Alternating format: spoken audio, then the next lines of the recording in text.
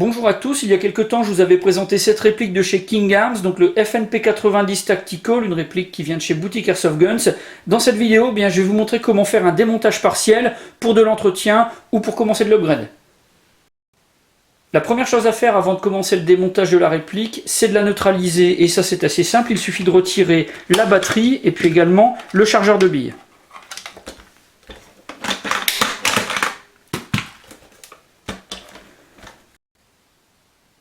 Ensuite, on va séparer le lower du upper. On n'a pas besoin d'outils, on a juste un petit bouton à enfoncer, un petit bouton qui se trouve juste sur le dessus du compartiment où on place le chargeur de billes. Donc on enfonce ce bouton, on fait glisser le upper vers l'avant et on le désengage. Pour continuer le démontage et retirer le canon interne et le système de hop-up, on n'a toujours pas besoin d'outils, il suffit simplement de pousser légèrement vers l'avant pour désengager ce petit tenon de verrouillage de la rainure. Ensuite, on va tourner d'un quart de tour vers la droite ou vers la gauche, peu importe, on a deux sorties possibles. Et après, on tire vers l'arrière et on retire le canon et le système de hop-up. Dans le hopper, on a un ressort dans lequel passe le canon interne. On n'a pas de vis de maintien ou de système de fixation particulière. Et il peut arriver que tout le système se démonte ou tombe quand on procède au démontage. Ça ne pose pas de problème puisque là, on a juste un ressort à repositionner avec une petite coupelle qui se met juste dans le fond. Par contre, ici, on a le système de verrouillage du hopper sur le lower. Là, on a de tout petits ressorts et ça peut être un petit peu problématique. Donc, si jamais vous avez un accident et que ça se démonte, eh bien voilà comment c'est positionné à l'origine.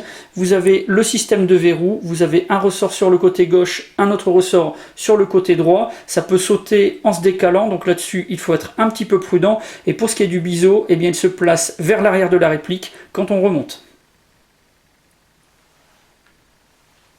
Pour démonter le canon interne ou le joint hop-up, si on souhaite les remplacer, on n'aura toujours pas besoin d'outils. On va commencer par retirer le ressort qui est enfilé sur le canon et après on va démonter le bloc hop-up. Pour ça, on va devoir retirer une bague de verrouillage qui se trouve sur la partie supérieure du bloc hop-up.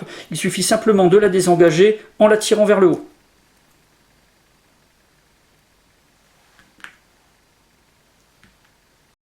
Une fois que la bague de verrouillage du bloc hop-up est retirée, eh bien, il suffit simplement de tirer le hop-up vers l'arrière pour le faire glisser et le désengager. Alors attention, ici on a le joint hop-up et juste devant on a une petite bague métallique, donc veillez à ne pas la perdre lorsque vous allez faire votre démontage.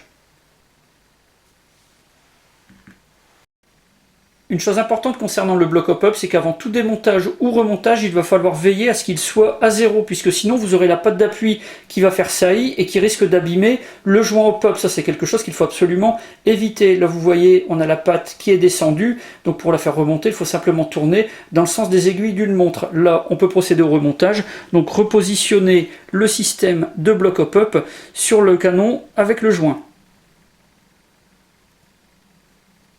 Ensuite, on repositionne la bague et après, on peut reverrouiller.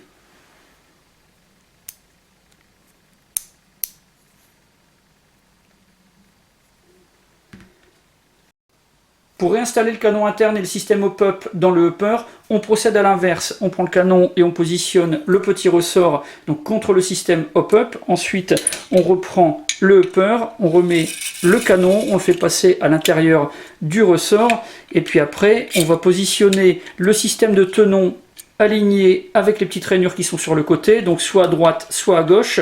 Et puis après, on va tourner d'un quart de tour et repositionner le tenon dans la petite rainure de verrouillage.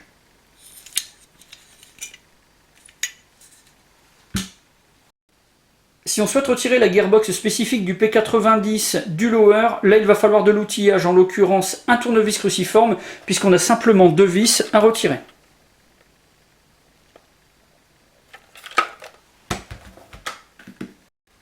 Une fois qu'on a démonté les deux vis de fixation de la plaque arrière, on va pouvoir la désenclencher. Donc on fait glisser vers le haut et ensuite on retire. C'est quelque chose qui est assez simple, donc on n'aura pas besoin d'outillage supplémentaire ou de technique particulière. Une fois que c'est fait, eh bien on va pouvoir tout simplement faire glisser la gearbox en dehors de son logement.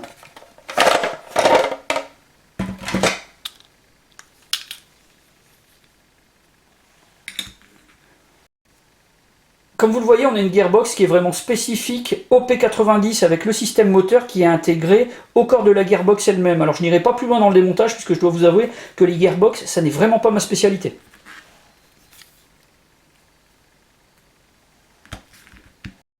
Pour remettre la gearbox en place, on la fait simplement glisser dans son logement, toujours pas besoin d'outils, ça c'est quelque chose qui est vraiment très simple.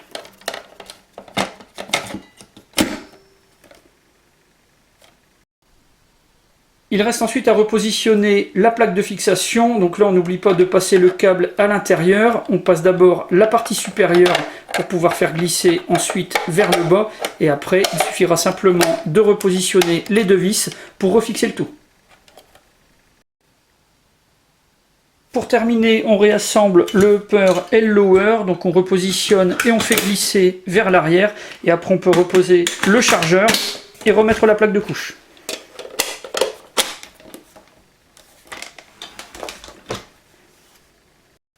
Lors des premières utilisations de cette réplique, je me suis rendu compte qu'elle n'était pas très stable du point de vue de la vitesse débit, et en me servant de ce chronie, j'ai pu constater qu'il y avait des écarts de vitesse de plus 20 à moins 20 fps.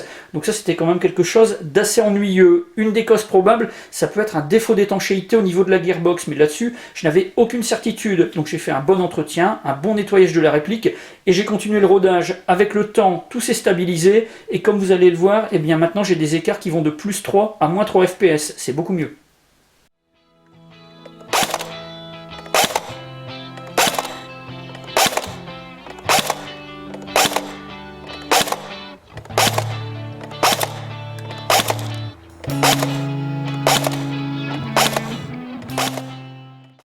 Avec cette réplique comme accessoire, j'utilise déjà ce modèle de batterie, une Lipo 7.4 de chez ASG, 1000 mAh de capacité, j'en ai une seconde dans mon pack, donc ça me permet d'avoir assez d'autonomie. Et puis j'ai également ce petit système que je couple avec la batterie qui est en service, ça me permet de surveiller sa tension et d'éviter qu'elle ne descende sous le seuil minimal, ce qui pourrait être vraiment dommageable pour la batterie.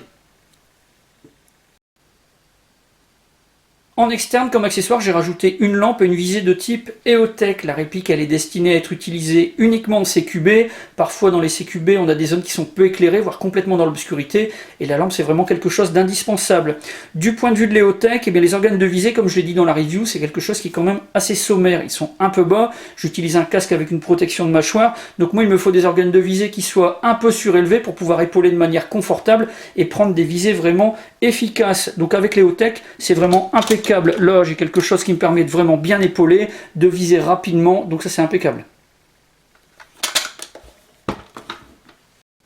Comme bille, j'utilise des 0,20 g des Tanyo Koba ou des King Arms, des bio ou des standards. Les deux marques et les deux types de billes me donnent vraiment satisfaction. Pour les réglages, eh bien, j'ai optimisé pour faire des tirs à 20-25 mètres. Là, de ce point de vue-là, je suis vraiment très content. J'ai réussi à trouver le juste équilibre, et en CQB, eh bien, je tire rarement beaucoup plus loin.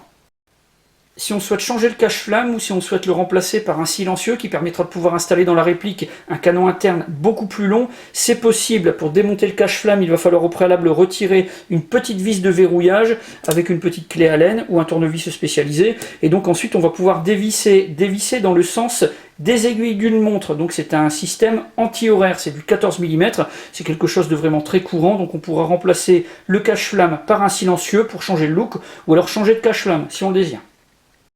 Voilà pour ce tutoriel de démontage partiel Escour Rotex de la réplique. Si vous avez des questions, mais c'est comme d'habitude, vous avez la partie commentaires et la boîte de réception. J'en ai maintenant terminé avec ce P90 de chez King Arms et je vous dis à bientôt pour d'autres vidéos.